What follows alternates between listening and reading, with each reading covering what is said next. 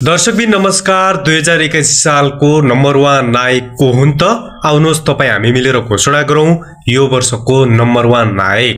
यस वर्ष नेपाली चलचित्र क्षेत्रमा धेरै चलचित्र प्रदर्शन भए, कतिपयले बक्स अफिसमा तहल्का मचाए भने कतिपयले दर्शकको अपेक्षा पूरा गर्न सकेनन्, तर चर्चा केही विशेष चलचित्रको भयो। वर्षको सुरुवातीमा चलचित्र पूजा सार्की प्रदर्शन भयो। चलचित्र पूजा सार्कीबाट आर्यन चित्तेल, प्रदीप खड्का र पल शाह तीनैजना चम्किए, तर नायक पल शाहका पछिल्ला दुई चलचित्र मायावी र रामायणले अपेक्षित व्यापार गर्न सकेनन्। पल शाहका लागि यो वर्ष राम्रो रहेन। अभिनेता प्रदीप खड्काका लागि पनि यो वर्ष मिर्सित रह्यो।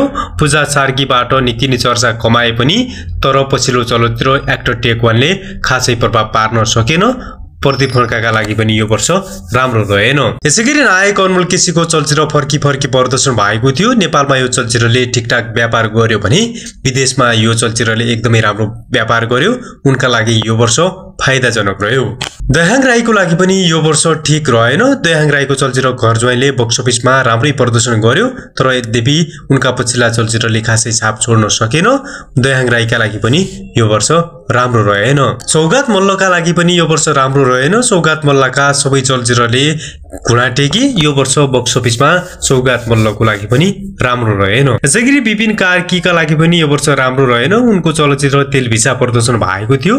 तेलभिसा बहुप्रतिष्ठित थियो, तर यसले पनि खासै राम्रो व्यापार गरेन, निराशजनक रह्यो। चलचित्र 12 गाउँबाट अभिनेता समीर भट्ट एकाएक उदाए। विराज भट्टको पनि यो चलचित्रबाट निकै नै चर्चा भयो। समीर भट्टको एकाएक क्रेज कहाँबाट कहाँ चुल्यो। समीर भट्टका लागि यो वर्ष राम्रो रह्यो।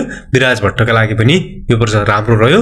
विराज भट्टको उपस्थिति पनि दमदार देखियो। त्यसैगरी दीपक राजगिरीको चलचित्र छक्का पञ्जा 5 प्रदर्शन भएको थियो। छक्का पञ्जा 5 ले आफ्नो विरासत कायम गर्दै दीपक राजगिरीको चर्चा पनि खुबै भयो। यसैगरी चलचित्र पूर्णबहादुरको सारङ्गी प्रदर्शन भएको थियो। चलचित्र पूर्णबहादुरको सारङ्गीले अप्रत्याशित व्यापार गर्दै विजय बराल एकाएक महँगो नायक बने। चलचित्रबाट विजय बरालको निकै नै चर्चा भयो। विजय बरालका लागि पनि यो वर्ष राम्रै रह्यो। अब प्रश्न उठ्छ, 2081 सालको नम्बर 1 नायक को हुन् त? कसले पायो जनताको माया? कसको अभिनयले जित्यो दर्शकको मन? निर्णय तपाईको हातमा छ। तपाईलाई कुन नायक सबैभन्दा मन पर्यो? तपाईका अनुसार नम्बर 1 नायक को हुन् त? कृपया तलको कमेन्ट बक्समा आफ्नो अमूल्य प्रतिक्रिया दिन नभुल्नु होला र हामीले तपाईलाई भोटिङको सुविधा समेत गरेका छौं। तपाई आफूले मन परेको नायकलाई भोटिङ पनि गर्न सक्नुहुन्छ। र त्यस्तै रोचक फिल्मी अपडेट हेर्नको लागि हाम्रो YouTube च्यानललाई सब्स्क्राइब गर्न नभुल्नु होला। यस्तै जानकारीमूलक भिडियो लिएर आउने नै छु। अहिलेलाई पनि छुटिन्छु। नमस्कार।